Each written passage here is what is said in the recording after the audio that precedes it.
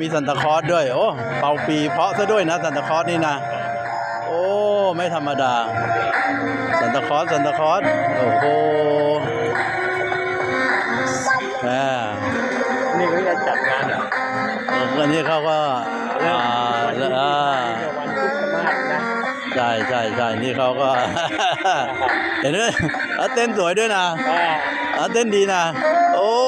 ไม่ธรรมดาเว้ยซันตาคลอสเหรอซันตาคลอสเราไม่ธรรมดาเว้ยโอ้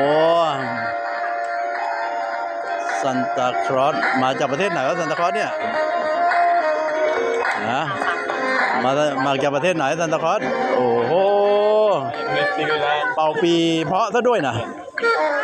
ไอ้ยะอะไรทรามเป็ดเหรอเป่าอะไรทรามเป็ดหรือเป่าอะไร จะรับเป็ด อ้าวหยุดจะแล้วเดี๋ยวซันตาคลอสพักแป๊บนึงแป๊บนึง